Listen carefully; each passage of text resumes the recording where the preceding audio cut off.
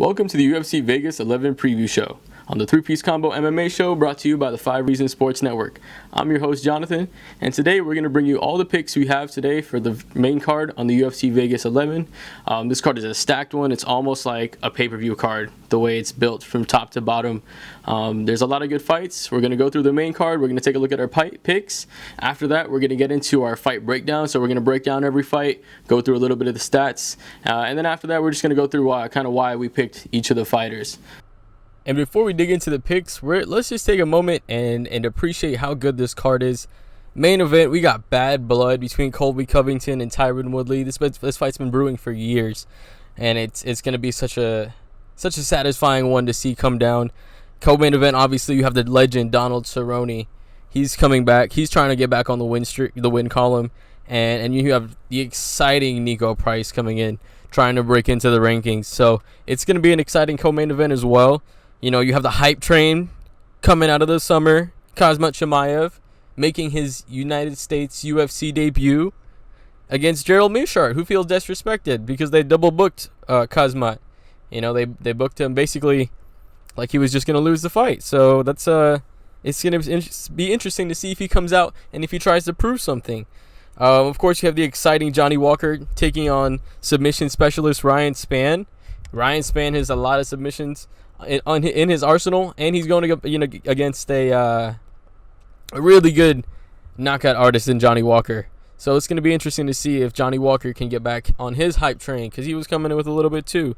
You have MACKENZIE DERN versus Ronda Marcos, and then you have another exciting fight to start off the main card.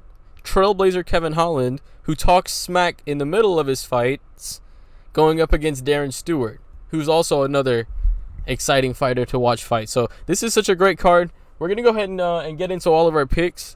But my God, this is such a nice card. Wow.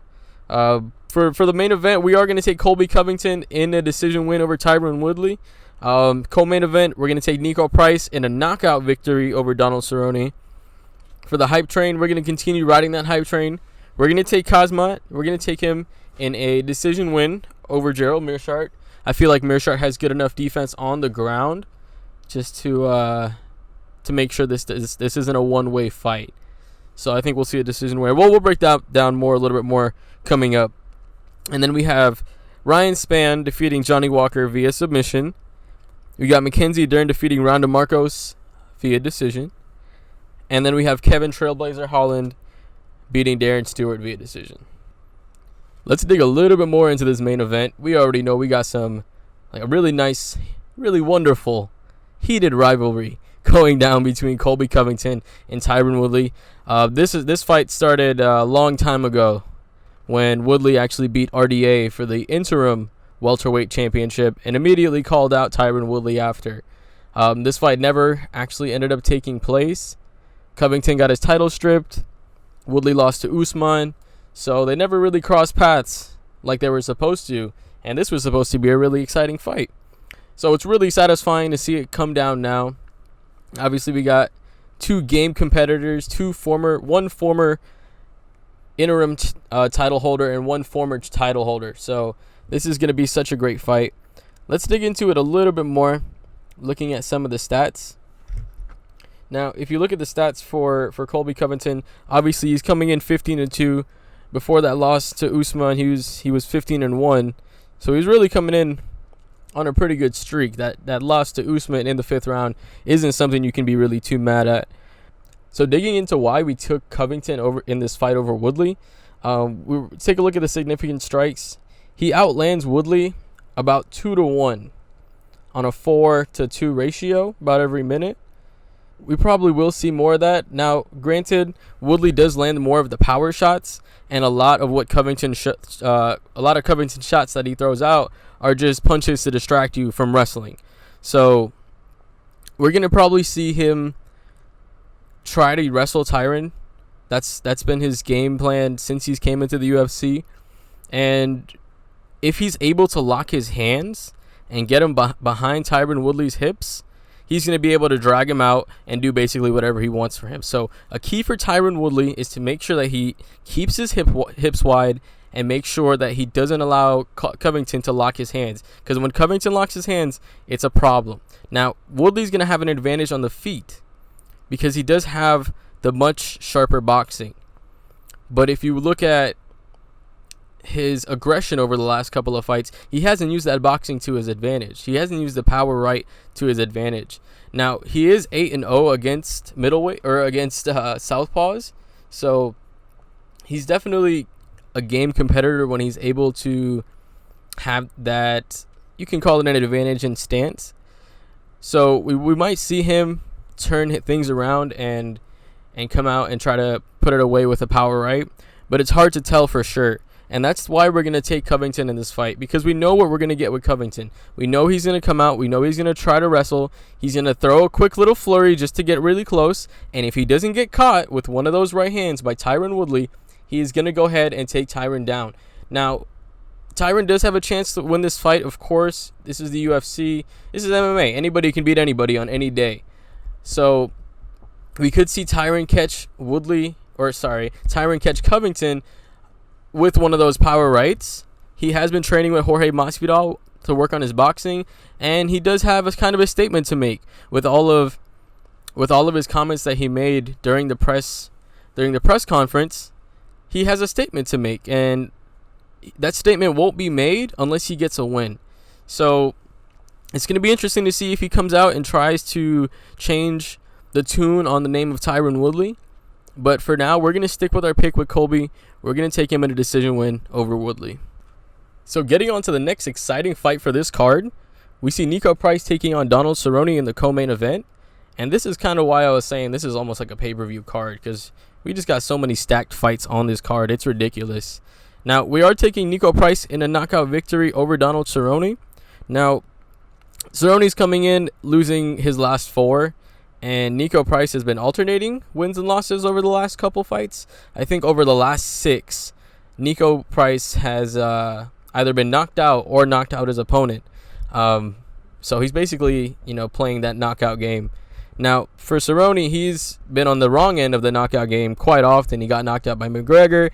He got knocked out by Gaethje.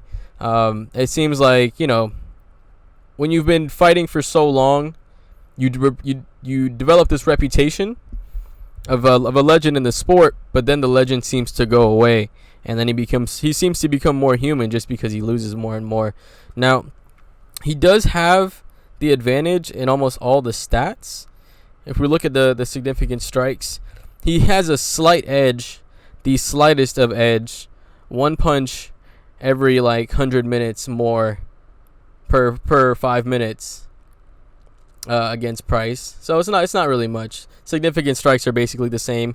Slightly more accurate, slightly less strikes absorbed. He absorbs about 4.25 versus 5.5 for Price. Now, the reason we're going to take Price in this fight is because he has more athletic ability and explosiveness. Now, if Cerrone is able to dictate the pace, he does have a chance to win this fight, because we see Price doesn't have the best takedown defense, and he's a little bit weaker in the clinch, but it might be neutralized against Cerrone, who's a little bit older right now. But we're going to take Price because he has a really diverse skill set when it comes to striking. He'll throw his knees, he'll throw elbows, he'll throw punches, he'll throw front kicks, and I really think that front kick is going to be one of the keys to the victory, just because if one of those breaks through the guard of Cerrone, that's going to be lights out, But the thing with Price is he has a chin to him. So we know that Cerrone has all these head kick knockouts, all these other type of knockouts.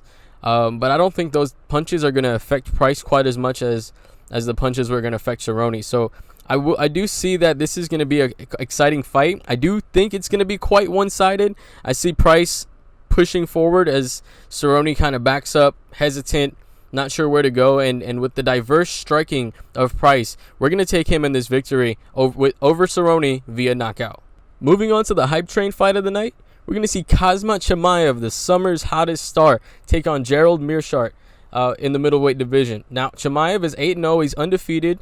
He's obviously come around that quickest UFC turnaround in obviously UFC history in the summer in Abu Dhabi, and he's probably the hottest hype train right now, rising up after a couple of them has been derailed. Now, for Mearshart, he's coming in feeling disrespected because they double booked Khamzat for him, and then after him, Damian Maia, who is a ranked opponent. Now, for Mearshart, this is a form of disrespect because it's basically saying that Khamzat's going to come in, steamroll him, and go to Abu Dhabi and then beat or fight Maia. And he felt disrespected. They had a run-in at the hotel. They did have a scruffle, as you may call it. They didn't really throw hands. Obviously, both fighters had parties with them, and they got in between. But there's obviously bad blood between these two guys. Mearshart feels disrespected because they overbooked him. They scheduled him as a loss, and being 2-4 in your last 6 fights, it's frustrating as a fighter because you're getting told from the company that you're being hired by that you're gonna lose, and you're also not on the best streak right now. So your mental psyche has to be not in the greatest of places right now. And on top of that, you're coming in taking on someone who's undefeated and has dominated his last 2 fighters. It's going to be a tough fight mentally for Mearshart to go ahead and take it in. Now, let's look at a little bit of the stats that we have right now. Now, this is obviously a super low sample size number for Khamzat just because he dominated his first 2 fights in the UFC. But right now, he's landing about 8 strikes per minute. We obviously probably will see that slow down. He averages landing about 72% of his strikes, and he only takes about 0.1 strikes every minute. So he doesn't take that much damage. Obviously, those 2 fights were very one-sided. If the competition was a little bit more stiff, he would have had a little bit harder time, and those numbers wouldn't be so inflated. So as of right now, he does have all the statistical advantages over Mearshart. Mearshart averaging about 3 strikes landed per minute, taking in about 3.5 per minute. He hits at about a 42% rate, and he defends about 51% of them. So he does come in with a pretty middle of the ground striking statistics. But where he's really a killer is he's a killer on the ground. He averages 2.5 takedowns per fight.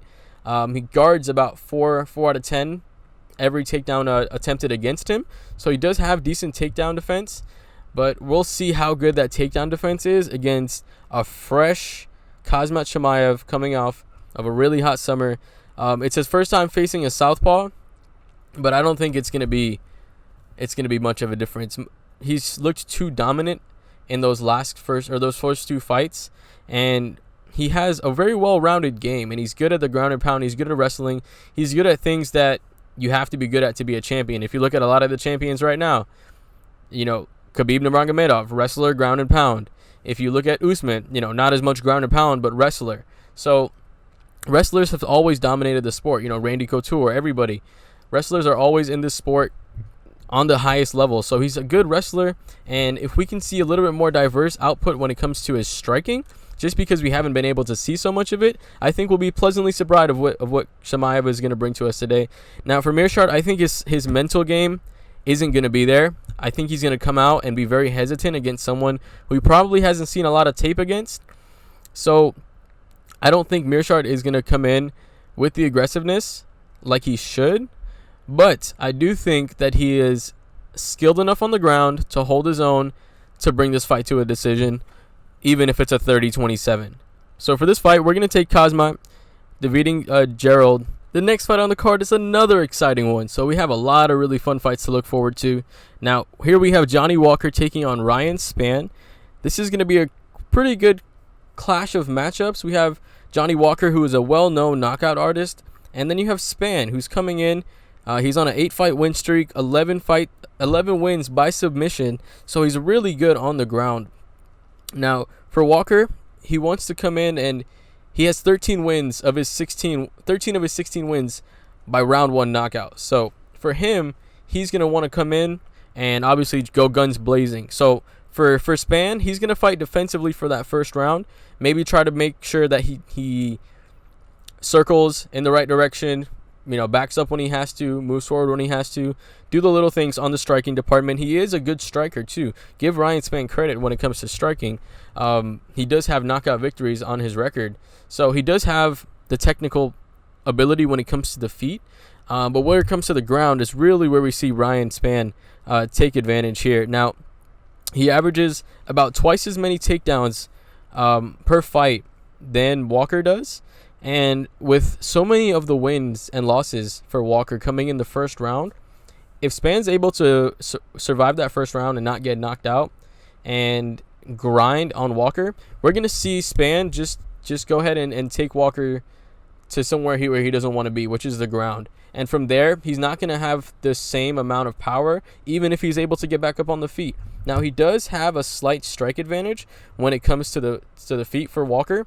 He lands about 4 strikes per minute compared to the 3 by Span, and he lands 70%. So he does land at a really good clip compared to Span's 40%. Now, when it comes to the defense, that's where Span overshadows Walker.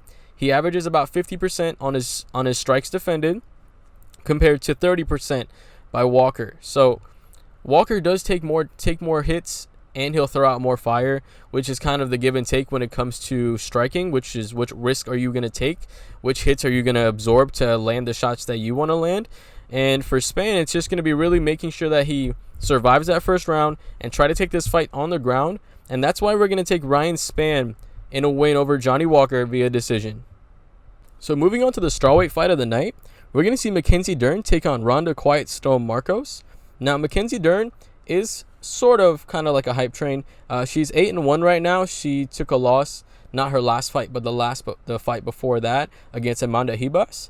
So she does have a strong record, and she's still really young. She's only 27 right now, so she does have time to grow her game. Now, both fighters are coming in about 5'4".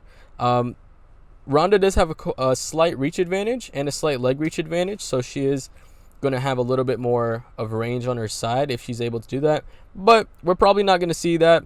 Neither fighter has ever had any wins by knockout, so we're probably not going to see a very standing heavy game unless their ground games neutralize each other. 4 of Mackenzie Dern's last 5 wins have came by submission, and for Marcos, she's gone to decision 8 of her last 9 fights, whether that be win or loss. Now, looking at the striking, we see that Dern has a slight advantage over Marcos. It's very slight, just about 1 or 2 strikes every fight, or every round, sorry. So she does have a slight advantage there. But for Marcos, she's coming in with a little bit more accuracy and a little bit better on the defense as far as how many strikes she takes per minute. Now, they both average about 60% on their strike defense, so they're pretty good when it comes to making sure they stay out of those dangerous strawweight hands. And for Marco, she's coming in with a little bit more advantage on the grappling department as far as volume goes. Now, she averages about 1.5 takedowns every match. But for Dern, we know that she's a submission specialist. She's coming in with 5 wins by submission. Now, Marcos does have 5 wins by submission, but she also has 8 losses on her record. So she's not the busiest of fighters if she's able to get those positions that she wants to. And for Dern, she's going to be the more active of the fighter. We see that when it comes to the submissions attempted, for Marcos, she only averages 1 submission attempt every about 3 or 4 fights. Now, for Dern, she's coming in at least attempting a submission and a half every fight. So she's definitely the more aggressive of the fighter. She has a little bit better skills when it comes to the ground. She is a black belt in Brazilian Jiu-Jitsu versus Marcos only being a purple belt. So we probably will see Mackenzie Dern take this fight over Marcos. And we're going to say by decision just because they don't have any knockout power. Now, we might see a submission happen, but we do see Marcos have decent submission defense, so we'll say by decision. Moving on to the opening fight of the main card, we're going to see Trailblazer Kevin Holland take on Darren the Dentist Stewart. Now, I think this is one of the most underrated fights on the card, just because you have 2 really fun guys to watch, especially Kevin Holland. He'll trash talk in the ring. I feel like if the UFC did it right, they can really build him up as an up-and-coming star. Right now, he's only 27 years old, so he's still entering his prime, but with his charisma and on top of that his unique fighting style, they really should push him if he continues to win like he does. Now, Holland's coming in with a 7-inch reach advantage, and he's also won his last 2. He's been taking advantage of these fights that have been happening during the pandemic era, so he's won 2 in a row. Right now, he's currently sitting at 18-5 compared to 12-5 for Darren Stewart. And he's mixed it up as far as how he's gotten these wins. For Holland, he has 8 wins by knockout, 6 by submission, and 3 by decision. For Stewart, he's coming in with 7 wins by knockout, only 1 by submission, and 4 by decision. So Stewart's a little bit more of a one-trick pony. We really won't see him try to attempt those submissions like we will Kevin Holland. But that's all dependent if Holland really wants to take this fight to the ground. Now, Holland's coming in with a really big strike advantage when it comes to the stats. He averages about 4.5 strikes landed per minute compared to the 3 by Stewart. His accuracy is about 12% higher at a 55% clip versus only a 43% clip by Darren Stewart. Now, they average about pretty close to the same, about 2.5 absorbed per minute, but Holland's coming in with a slightly better defense at 58% compared to 54. So for the striking, Kevin Holland has a really unique style of the way he moves out of punches and the way he rolls with them. For that reason, he's really become good at staying out of knockout artists' range and controlling that distance with his length. For Stewart, he's going to really want to close the distance and try to make up that advantage in length with getting in and getting the power. He does have a diverse striking ability. Like Nico Price, he'll throw elbows, he'll throw knees, he'll throw different types of strikes at you to keep you guessing. The thing is, Holland will do the same thing, and he'll do it in a more unorthodox style. He'll come in with his hands down, he'll walk towards you, he'll talk to you during the fight. So for that, we're going to go ahead and take Holland in this fight over Stewart. We feel like he has the better distance management and the sharper striking when it comes to everything on the ground, everything on the feet, and everything on the ground. Holland in a decision win over Stewart. From top to bottom, this is an exciting card. There's so many fights that can be contender for fight of the night. So with that being said, those are all our picks for tonight's card. We hope you guys have fun watching the fights, and we'll see you guys in the post-game show. Thanks for watching the 3-Piece MMA show brought to you by the 5 Reasons Sports Network. Have a good one.